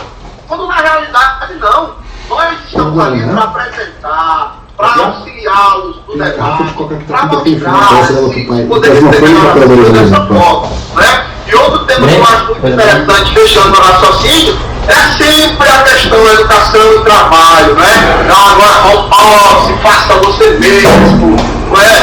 Esses ataques aos docentes, essa relativização, esse obscurantismo dos saberes, né? Agora nós temos um ministro que diz que tem ódio do termo povos indígenas, mas ele não tem que ter opinião sobre o que a Constituição diz, não. Todos nós, e qualquer autoridade, o que está posto, está posto. Né? O que cabe a nós é assimilar isso e usar da melhor forma possível. Sempre, palavras de ordem para o Enem. Respeito à diversidade, né? Preservação ambiental, dignidade da pessoa humana, ética e cidadania. São palavras de ordem. E por falar em ética e cidadania, dedicar esse nosso encontro a Gilberto de Menstein, que faleceu hoje, sempre sugiro o livro Cidadão de Papel para os alunos. Né? Ele diz que se a sociedade é uma grande planta, é uma plantação, a criança é a semente. Precisamos da semente para fazer o novo florescer. Com vocês. Só antes de passar para o Tito, o Tito ia falar, eu queria fazer só uma colocação que fugiu de novo. comendo bolo. É porque eu não estou comendo, eu tomei uma coisa ali que eu estava de boca seca. Mas eu queria perguntar para os meninos assim. Foi cajuína, né? Não tem aqui, mas eu vou lá. Esse ano eu vou lá para tomar toda a cajuína. Eu queria dizer o seguinte para vocês, eu não sei como é que está a questão para vocês de... lembrei, pessoa, tá. Não sei como é que está para vocês a questão de tempo. Nós temos 1 hora já de live. Eu não sei se os alunos... Eu estou me divertindo, eu fico aqui até as 10 da noite. Mas eu quero saber se os alunos querem mais e se vocês têm mais um tempinho, mais 20 minutos, meia hora, como é que está a vida de vocês aí, né? E, professor, eu só queria falar uma coisa de conteúdo. Dentro do que o Vlader falou, é o seguinte... não se esqueçam que quem vai ler a tua redação não é uma máquina, é uma pessoa. É diferente do gabarito. Todas essas coisas que os dois professores estavam colocando aqui tem a ver com uma perspectiva daquilo que impacta uma pessoa. Que uma pessoa normal não será indiferente, né? A muitas coisas. Então, assim, é uma pessoa que vai ler. Então, escreve para uma pessoa, né? Ali quando a gente fala primeira pessoa, segunda pessoa, terceira pessoa, pensa na segunda pessoa. Quem vai ler? O que eu sei sobre esse cara? O que eu posso dizer dele? Né? O que eu posso intuir? E pensa para quem está escrevendo. Então, professor Tito. Só algumas considerações aí, né? Pegando carona no que o Panda comentou, em relação ao que o Vlader comentou também, é o seguinte. Primeira coisa, citações, né? É muito comum os alunos, eles perguntam com frequência: professor, qual a citação ideal para a redação do Enem? Qual o referencial de autoridade? Tem um coringa? Não existe. Nós não temos uma frase coringa. Não tem uma frase uma citação, uma frase que serve, que você pode usar para qualquer tema. Não existe. É importante isso. Você decora 5 frases, você decora 10 frases. Aí cai um tema como acessibilidade, a democratização do acesso ao cinema, por exemplo. Aquelas 10 frases que você decorou, não tem como contextualizar. Não serve para nada. Nem no desenvolvimento e muito menos na conclusão. Então, tomar muito cuidado. Eu passo frases toda semana, são 15, toda semana, assim, mas eu tenho a perspectiva, o meu objetivo é que ele possa ter uma certa identificação com essas frases. Então, se eu tenho 4 aulas no mês, por exemplo, cada turma, são 60 frases, então, no decorrer do ano. Então, eu não tenho aquela frase especial. Eu procuro trazer alguns pensamentos, alguns referenciais de sociologia, de filosofia, históricos também, né? Literários, em relação a determinados temas, mas justamente para que o aluno entenda que aquilo ali é para ampliar o seu repertório, né? Outra questão que foi falado aí, né, em temática social, eu acho que ele pode ficar atento a 2 temas que estão relacionados com o universo pandêmico, porque a questão é interessante. O aluno diz, mas assim, ô professor Tito, qual é a tendência? Não existe uma tendência, porém a pandemia ela é multidisciplinar e ela é interdisciplinar. O professor Panda comentou no início do nosso bate-papo que dá para ser explorado na física, na química, na biologia, na história, na geografia, na geopolítica e, com certeza, em redação. E eu diria que nós temos 2 temas que já são recorrentes, mas passaram a ter maior visibilidade nesse momento, nessa fase de quarentena, que é, eu diria, o morador de rua, né, o morador de rua que tem N fatores que o levou a essa situação. Ele está mais fragilizado no momento de quarentena, mais suscetível a uma série de doenças. Nós tivemos uma ministra dos direitos humanos que diz que eles não pegam a Covid-19, ou o Covid-19, né, o vírus Covid, ou a doença Covid-19, porque as pessoas não tocam nisso. São esses comentários que eu me revolto muito com isso, mas enfim, uma dica temática, a questão do morador de rua, uma outra questão que passou a ter visibilidade, né, que é um tema que está presente no cotidiano do brasileiro, na sociedade brasileira, que abarca de 30 a 40 milhões de pessoas, que é o trabalho informal, né? Vamos dizer assim, nós temos um secto, nós temos um grupo, um segmento gigantesco da população brasileira que não tem nenhum tipo de contrato de trabalho, que não tem o direito resguardado e que nessa fase nem todos foram, entre aspas, contemplados com R$600. Então eu acredito que o trabalho informal pode ser um dos temas. Por quê? Porque ele não é visível. São 40 milhões de brasileiros que são invisíveis, é uma coisa absurda. Precisou de uma quarentena para a sociedade perceber que nós temos trabalhadores que não são regidos pela CLT, não são regidos por nenhuma forma de contrato, não tem nenhuma segurança de trabalho, e tanto o trabalho informal como o morador de rua, né, são situações que, como eu acho que foi o Vlad que falou no conceito de dignidade humana, não me recordo agora se foi o Vlad ou o professor Panda, que falou na questão da dignidade. Então, já que o aluno ele está vivendo um momento de quarentena, então, para ele perceber que a quarentena, por meio dos grandes sites, da grande mídia, das mídias alternativas, essas notícias que são objetos de discussão, são os temas para não só o Enem, mas para as redações no final do ano. Só fechando aqui, 2 universos, o trabalho informal e o morador de rua.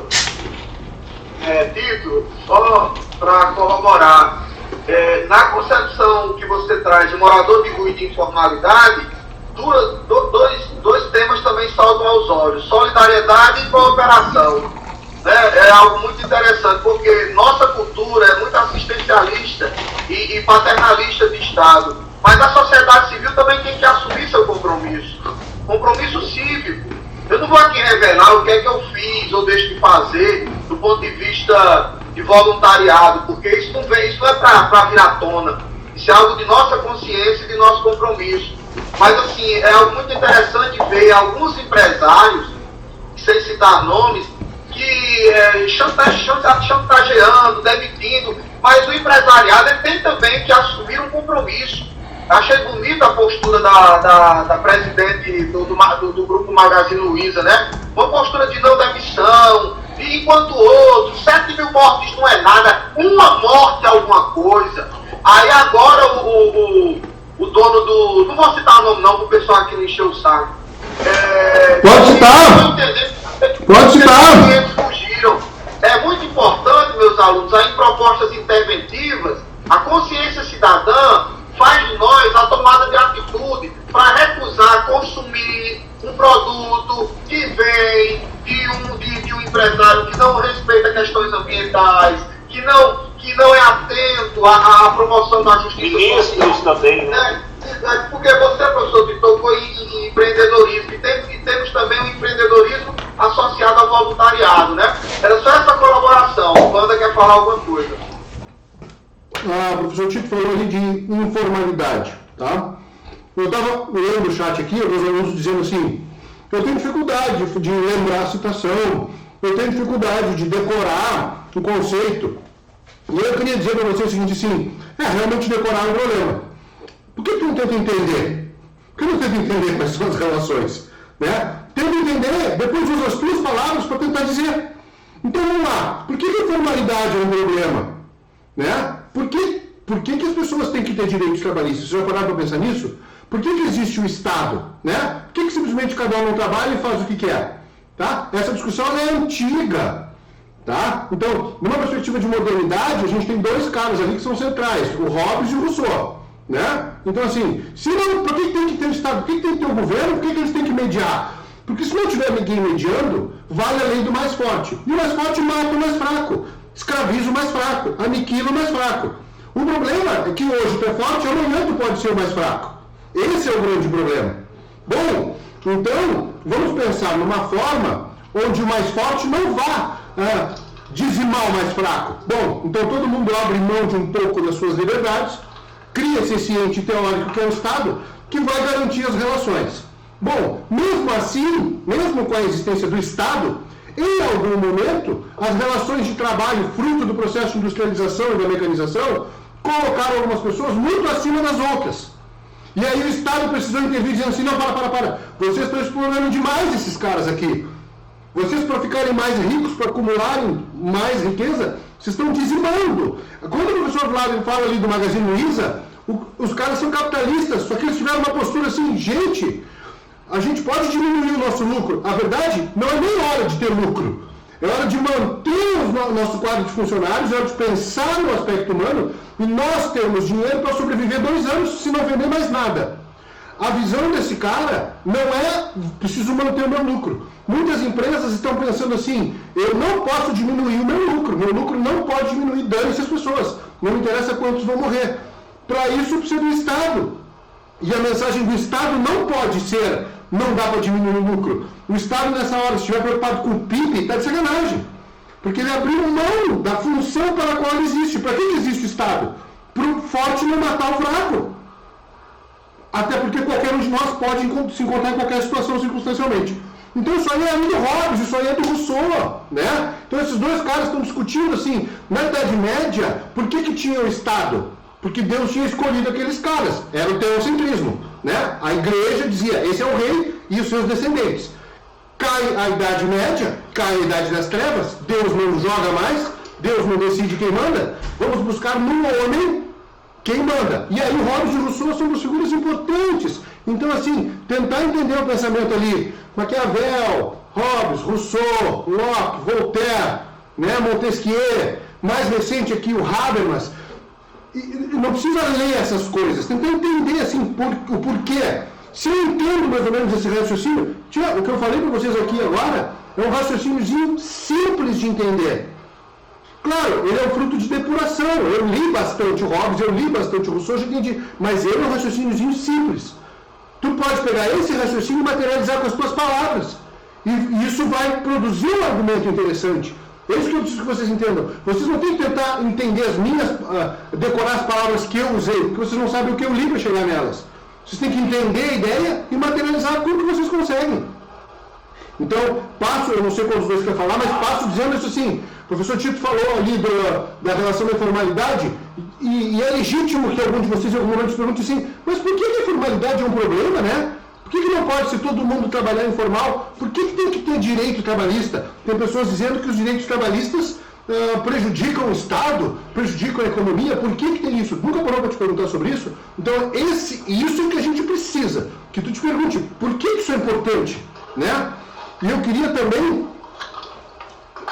o Vlad falou de criatividade, eu com os meus alunos, eu sou mais facão no toco, assim, né? Eu sou mais grosso, minha mulher diz que eu sou um ogro, né? Eu digo para meus alunos na lata, assim, criatividade não existe, esquece isso. Não tem criatividade, né? Então, assim, tem estabelecimento de boas relações, de relações interessantes. Criatividade, ninguém vai estar criando nada novo, esquece. Mas eu queria chamar a atenção de vocês, na década de 90, ali até 2000, né? Antes dessa explosão informacional, se questionava muito, numa perspectiva capitalista, a relação entre ser e ter. Né? Então se dizia assim, olha, a sociedade de consumo é o primado do ter sobre o ser. As pessoas estão mais preocupadas em ter as coisas, em amealhar bens do que ser melhores. Essa relação caiu. Essa é a relação da nossa idade aqui. A relação de vocês é mais importante que o ter é o parecer. É o ser visto, é o ser curtido. Então a relação não é mais entre ser e ter. A relação é entre ser e parecer. Ter e parecer, né? E aí eu passo a bola para vocês com essas, sei lá, inúteis, mas que muito me agradam fazer essas elucubrações aí. Eu queria colaborar chamar a atenção dos alunos para eles compreenderem a questão das minorias, tá? né, a questão de minorias, que não é uma questão de natureza numérica, mas geralmente encontra-se em desvantagem e precisa ser de algum modo protegido. Então, algumas formas de reconhecer a minoria: estão em situação de vulnerabilidade, ou inexiste ou é ineficiente a proteção do Estado. Aí o professor falou muito bem da questão dos moradores de rua, né, que na realidade é pessoas em situação de rua, né, professor? Porque eu acho que sim. Isso. Eu assisti um documentário sobre os moradores de rua. Eles não moram na rua, né? Aí ele diz assim: as pessoas dizem que eu estou fora da sociedade, mas o que é fora dela se eu estou nela? É a invisibilidade. E aí, para vocês verem que pensar em estabelecer conexões, há uma obra da Clarice Lispector, sua última obra, que ela morre no mesmo ano de 77, que a personagem vive a invisibilidade. A personagem Macabeia vive a invisibilidade. Outro exemplo, no filme Preciosa, né, a Preciosa, ela sonha com o estrelato, porque é um símbolo aí corroborando com o sonha com o príncipe. A notoriedade, os padrões de beleza. Qual o nome do filme? Preciosa, ela se enquadra em todos os estereótipos de agressão, né? Ela é uma adolescente que já está com problemas de escolarização, já é mãe do próprio pai, né? É gorda, e é negra e é pobre. Então aí você tem elementos. Preciosa é um filme que você só assista se tiver... É Macabeia o nome do filme? Digamos assim, com oxigênio, é dura, tá? Então, Preciosa. A vulnerabilidade. Ou não existe proteção do Estado, ou o Estado é ineficiente, tá? Outra forma de identificar a minoria. Geralmente a identidade está em informação, ela sempre tem que ser reafirmada. Por exemplo, ninguém diz assim: eu branco, eu hétero, não é? Vejam que nós, na realidade, a identidade nordestina está sempre se reafirmando, porque na conjuntura brasileira, o nordestino ainda é muito vitimizado de estereotipação. Eu uma vez fui apresentar um trabalho em São Paulo, e o estudante viu e disse: se você me apresentar, tem universidade lá na Paraíba. Eu disse: tem tanto que eu estou no mesmo lugar que você, né? Então, assim, a gente ainda sofre muito, e utilizar a comida de certo modo foi responsável, porque o sertanejo é atitude forte, mas você lê o que ele tem depois, é terrível. Um Hércules Quasímodo, um ser outro estranho, não somos nada disso, né? Não somos nada disso. O sertão é tecnológico, o sertão tem cajuína, mas o sertão também tem o iPhone, o sertão tem comida japonesa. Aí sim, né? Então, quando a gente tem que estar sempre se reafirmando, é porque não temos o direito de ser quem somos. E aí o subprocurador da República, Luciano Maia, em seu voto sobre reconhecer a homofobia como também equiparando-se ao crime de racismo, ele diz: mortos porque são, pessoas mortas porque são, negro morto porque é, mulher morta porque é, homossexual morto porque é, né? Então essa identidade e formação. A outra é que constantemente a minoria, ela luta contra o privilégio de grupos dominantes. Aí é muito fácil, por exemplo, desconstruir uma teoria de um outro de racismo reverso. Porque o racismo é um sistema. O racismo é um sistema. Uma pessoa racista é fruto de um sistema racista. Do sistema racista, estruturas racistas, instituições racistas e indivíduos racistas. E estratégias discursivas, né? As minorias precisam se organizar para trazer uma consciência coletiva, para dizer o estado de vulnerabilidade. Aí o professor Tito lembrou muito bem do caso dos Estados Unidos, né? A cena gravada, já são 3 dias de incêndio, né? O processo de identificação, a incivilidade do gesto. E aí é muito interessante pensarmos também nessas ferramentas da tecnologia, semelhante à Primavera Árabe, né? Como essa possibilidade de cyberativismo. Cada um de nós também é fiscal, cada um de nós também é jornalista, cada um de nós também é capaz de trazer ao mundo as angústias humanas, não é necessariamente desmerecendo este ou aquele, um humano, né? Aí demasiadamente humano. Posso deixar vocês à vontade.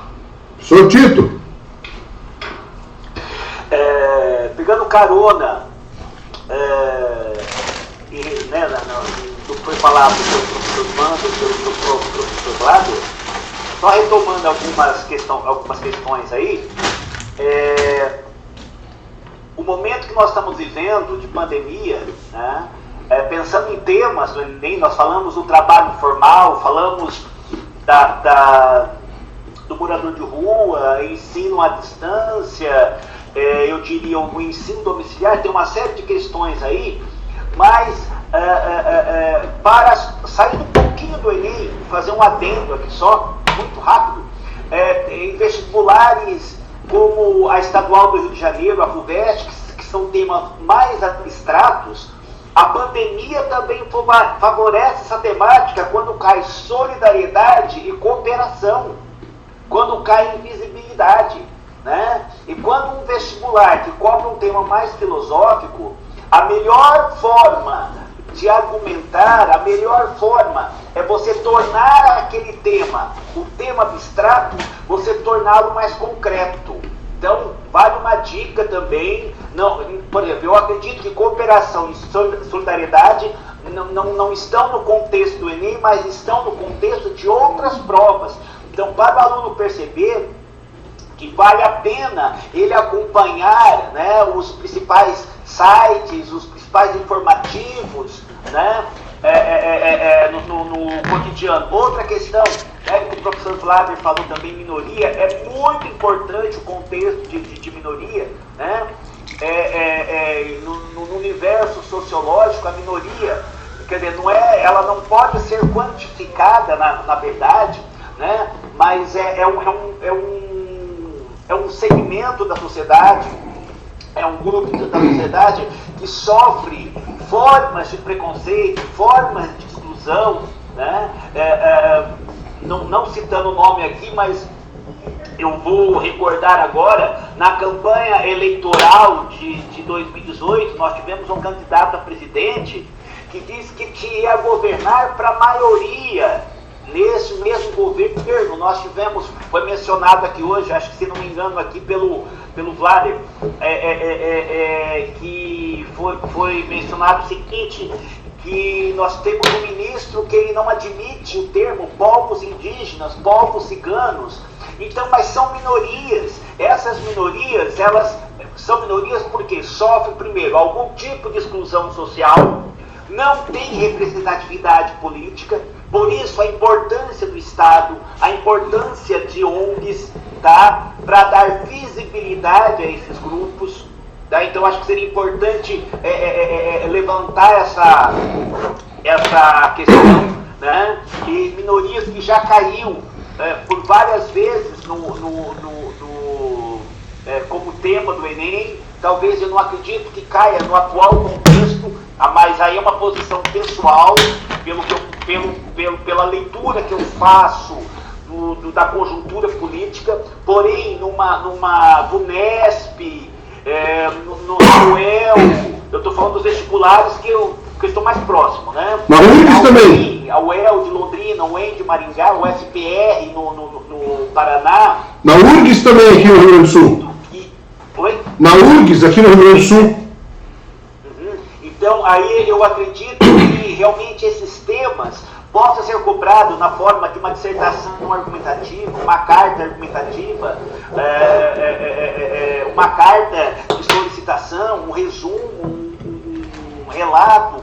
Então eu estou dizendo o seguinte, que o aluno que está em casa, nesse momento de quarentena, ele não tem que ficar perdido, ele não tem que ficar preocupado demais, não tem que ficar deprimido. O que ele vai estudar, o que ele está vivenciando, né? As notícias que chegam até ele serão inspirações para os temas no final do ano. Tanto é que nós falamos de várias obras aqui, voltando novamente, nós falamos o pagador de promessas, falamos do Cidade de Deus, foi falado do Cortiço, o Mulato, são obras que trabalham minorias, né? Então, não são obras coringas, mas são obras, eu uso um outro termo, eu não gosto muito do termo coringa, eu acho que banaliza quando você fala, é coringa isso, você transmite uma falsa insegurança para o aluno. Então eu prefiro dizer que são obras multidisciplinares, porque realmente tem obra que dá para você usar em vários temas. Por exemplo, o Cortiço, se não me fugiu agora, mas do personagem albino, é um homossexual, de repente, o Cortiço também, de repente, um tema que vem discutir a questão do gênero, a questão do universo da homossexualidade, né? Não é muito o perfil do Enem para este ano, mas para outros vestibulares ele pode contextualizar, né? Então, aquele aluno que lê com frequência, acompanha o que está acontecendo no Brasil, o que está acontecendo no mundo, ele tem uma leitura de mundo mais ampla. Se ele não fez isso até ontem, faça a partir de agora, né? Faça a partir de agora. Então, é importante, nós provavelmente, eu acredito, em mais 2 meses ainda de quarentena, eu espero que em julho ou agosto, porque eu particularmente estou com muita saudade da aula presencial, desse contato com o aluno, tá? Então não é só o aluno que está um pouquinho deprimido, o professor que trabalha diariamente, né, ou semanalmente com aulas, com esse contato humano, faz uma falta tremenda. Então não é só o aluno, o professor também está angustiado, o pai está angustiado, a mãe está angustiada. Então assim, só para fechar a minha fala, para fazer uma amarração, para que o aluno fique tranquilo, porque o que ele está vivenciando, quando eu digo vivenciar, não é que acontece com ele no dia a dia, mas é o que sai nas mídias, nas redes sociais, são objetos que vale a pena um aprofundamento, que vale a pena um conhecimento. Pegue os temas, as sugestões que nós trabalhamos aqui, né? Por exemplo, rapidamente aqui, o ano passado se falou muito no terraplanismo, se falou muito no movimento antivacina. Aí vem a FUVEST e traz como tema a importância da ciência no século XXI, um vestibular filosófico, mas a própria FUVEST, a Estadual do Rio de Janeiro, a UNB, que são propostas mais filosóficas, elas tiram do cotidiano, elas tiram do universo midiático o tema. Não é só o Enem que tira, claro, o Enem traz um tema mais concreto, um tema palpável, né, um problema social. Porém, um tema mais reflexivo, ele é tirado da realidade também. Tá? Então, eu acho que é importante o aluno se tranquilizar, o tédio é normal, o que ele tem que tomar cuidado para não fazer do tédio o seu cotidiano. Ele tem que pensar que isso vai passar e não vai demorar tanto assim. Não é questão de ser otimista ou pessimista, mas eu acredito que as aulas, na minha opinião, tá? Elas deverão retornar início de agosto, mas nós temos 2 meses aí, tá? Ainda de trabalho online e tal. Eu acho que essas lives elas são importantes para a gente refletir sobre o que está acontecendo no momento. Elas servem de conteúdo, de motivação para o estudo. Vou eu aqui, queria dizer assim, para nós também, né, professor? Para nós também, e aí eu queria aproveitar para agradecer muito, assim, pelo seu tempo, pela sua disponibilidade, né? Professor Flávio, também muito obrigado. A gente acaba que se motiva, né? Não diz isso como professor de literatura. Não, ela me perguntou e eu não li o livro mesmo. O Manu me perguntou do livro O Espelho. O ponto é fantástico, o espelho é fantástico. É que eu não conheço.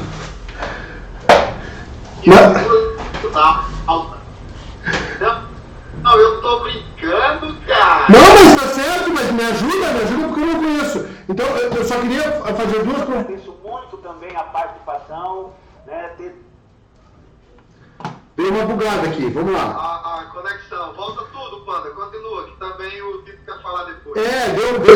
Deu uma oscilada aqui, mas já voltou. Caiu para fazer o encerramento. Deu uma oscilada aqui, mas já voltou. Né? A menina perguntou ali, dentro do que a gente estava falando da obra do espelho. E aí eu peço que algum de vocês que manja de literatura responda para ela depois. Eu queria falar, então, assim, agradecer muito a vocês os dois, né? Serve de muita motivação para nós. Queria dizer, assim, que eu estou à disposição, né? Estou encerrado dentro de casa, lendo, estudando, fazendo live. Então, assim, a qualquer momento, vou fazer uma live. O que será que o Panda está fazendo? Vou chamar ele aqui para ele me atrapalhar. Chama, pode contar comigo, porque duas cabeças pensam melhor do que uma. E daqui a pouco a gente pode se motivar e trocar figurinha, mandar material para o outro. Olha que legal isso aqui que eu fiz. Olha que legal isso aqui que eu li. O Vlad me manda os textos dele, eu leio, te devendo um feedback. Mais tarde eu te dou. Né? Então, assim, nós também somos seres humanos, também estamos submetidos a essa situação enlouquecedora. Né? Então, assim, que sirva para os alunos, né? Que eles aprendam com o nosso exemplo, que daqui a pouco a gente se ajuda, a gente se junta e consegue produzir. Eu queria dizer para vocês que eu gostaria muito, por exemplo, né, ver vocês falarem aqui, né, também falar do livro Quarto de Despesa, é isso, né? Pode ser? Quarto de Despesa? Que também tem a ver com esse contexto do que se estava falando. Quarto de despejo. Né? Que é uma obra interessante, mas eu queria, assim, ó, ela pode entrar como no tema empreendedorismo feminino. Sim, tem a ver com isso tudo que vocês falaram. Bom, então, assim, se nós estivéssemos começando a live sem um tema, eu ia propor assim, olha, eu queria ouvir vocês e discutir com vocês e com os alunos também sobre essa teoria de lugar de fala, né? E, tem alguns conceitos que estão na modinha aí, e a gente entende, até critica, gosta mais ou menos, mas os alunos não fazem noção exatamente do que eles significam, do porquê eles foram cunhados, com que objetivo eles foram lançados na rua. Então, lugar de fala, pós-verdade, e tem uma série de outros conceitos assim que ia ser muito legal se a gente pudesse um dia sentar com eles e explicar para eles esses conceitos. Eu queria fazer uma consideração sobre democracia, porque eu sou apaixonado pela democracia. Na verdade, é uma relação de democracia de amor e ódio, né? Mas eu queria dizer uma coisa, assim, a democracia, ela não é um fim, tá? Hoje se fala muito de democracia. A democracia é um meio. Ela é um meio para preservar o que é humano. E é por isso que ela tem valor. Por que eu estou dizendo isso?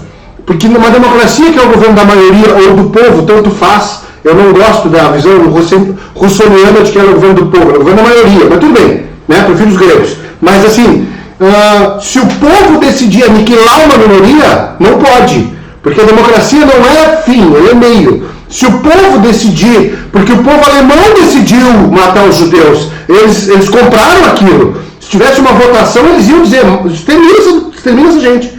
Então assim, a maioria ela é meio. O fim é o que é humano, né? A dignidade humana, o direito humano, o valor humano é o fim.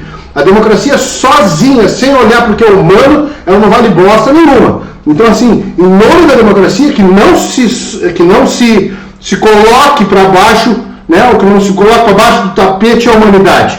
A democracia, ela não pode tudo. A democracia não é o fim da coisa. Ela é um meio para preservar o que é humano, a dignidade. E sobre essa questão que vocês falaram do ministro, não vou predicar ele porque eu vou cometer uma grosseria, né? De povos indígenas, ele odeia povos indígenas e odeia a Constituição também, porque na Constituição Federal Brasileira, o Wagner é advogado, né? Diz inclusive que os índios não são brasileiros, eles são índios, né? Eles são povos indígenas. Então, assim, quem odeia essa nomenclatura odeia a Constituição, né? Porque, e claramente odeia a Constituição, mas assim, essa expressão povos indígenas, ela foi resgatada com muita força naquele processo de redemocratização da Constituição de 1988. Então não dá para jogar fora isso porque o cara teve um pitinho, um ataque de pelanca, né? Então eu encerro a minha participação, deixo vocês falarem o que vocês quiserem, imagino que talvez vocês estejam cansadinhos. Então assim, professor Wagner fala, professor Tito fala, depois eu só vou agradecer muito a presença de vocês e aí vamos deixar... Olha, o convite já está feito. Eu estou facinho, né? Onde vocês quiserem e precisarem de mim, me chamem, vá que eventualmente eu tenho alguma coisa que contribuir. Foi uma honra, muito obrigado mesmo, Tito. Obrigado, Vlader. Meu irmão, obrigado. Vamos fazer muita coisa junto, tem um monte de projeto legal que a gente quer fazer, a gente quer escrever livro, a gente quer fazer um monte de coisa. Vamos tocar. Com vocês. Só para encerrar então, né? Vai. Quero agradecer mais uma vez a generosidade de vocês dois, tá? Espero, com o Panda eu já estou tendo uma relação, como sou tímido, quero me desenvolver. Sempre foi uma honra para mim dizer que o Nordeste está representado aqui nessa live. Agradecer a todos que nos acompanharam, dizer o quanto aprendi com todos vocês. E queria só reiterar, agradecer demais, especialmente a Luiz, né? Você, Panda, já fez as ondas no início, agradecer a Luiz e acredito que é Paulo, que ajuda também o Tito, né? Muito obrigado, sem esses conhecedores técnicos, nós, os educadores, não estaríamos à disposição do Brasil inteiro, né? Queria registrar que minha mãe assistiu a live dele e adorou. Minha mãe é fantástica, está lá em Fortaleza, né? E dizer que eu estou muito feliz com tudo. E eu sei que dias melhores virão. Aqui eu vou encerrar com uma provocação. Eu sei que dias melhores virão. Eu só não sei se pessoas melhores virão. Eu estou um pouquinho preocupado com isso. Mas que dias melhores virão? Virão. Muito obrigado a todos. Eu agradeço ao convite do professor Panda, agradeço imensamente, né, a oportunidade de ter conhecido o Vlader, quer dizer, são dois colegas, dois novos amigos. Estou também à disposição, tá? O Vlader pode contar comigo, o Panda pode contar comigo para outros temas, ou possamos fazer mais sentido. Não precisa necessariamente ser na sexta-feira, pode ser qualquer horário da semana. Eu vou contemplar os meus alunos com vocês, vou fazer o convite, tá? Eu quero marcar algumas lives também com o Vlader, quero marcar também com o Panda. Agradeço imensamente a oportunidade, né? E reforçando o que o Vlader comentou, tá? Essa quarentena, ela terá o seu fim, tá? Dias melhores virão, mas eu vou fazer uso da fala dele.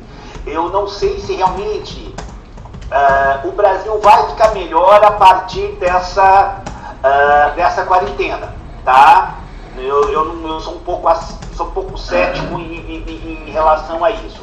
Porém, nós vamos aprender, eu estou aprendendo, todos nós estamos aprendendo muito com a quarentena, tá?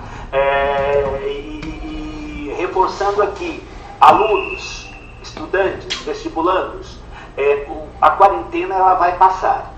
Não se desespere, estude, acredite nisso.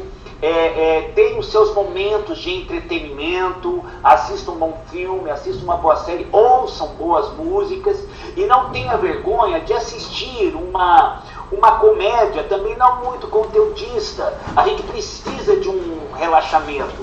O que você não pode fazer é da sua rotina, do seu repertório exclusivo, filmes que não contribuem, não tenham contribuição à sua vida, tá bom? Então eu agradeço muito aos dois e a oportunidade.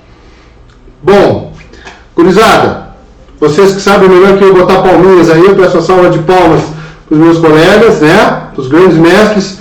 Mais uma vez, professor Tito, muito obrigado, sou muito grato, né, por dividir a tua experiência, a tua expertise com a gente. Vlader, muito obrigado pela tua amizade, pelo teu carinho, pelo teu incentivo, valeu, né? E a hora que vocês quiserem marcar, talvez seja interessante alternar. Esse aqui foi feito no meu YouTube, a gente faz uma outra daqui a pouco no canal do Instagram ou do Facebook, também do Tito, também do Vlader, pode contar comigo, tá?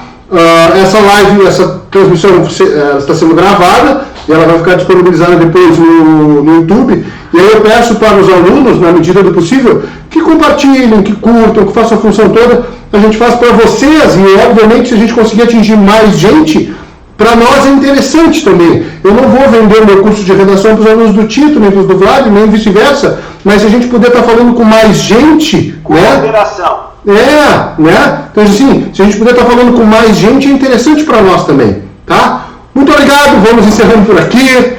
Crianças, valeu, beijo. Aí, ó, teve uma menina, Tito, que disse que se a gente botar o endereço nos créditos aqui, ela manda a cajuína para nós. É com M o nome dela. Ótimo. Tá aqui, Maria Coelho Nobre da Silva. É mesmo? Ela botou aqui, ó, manda o endereço que eu mando entregar a cajuína aí na casa de vocês. Tchau, gente. Obrigadão. Tchau, um abraço. Bom fim de semana.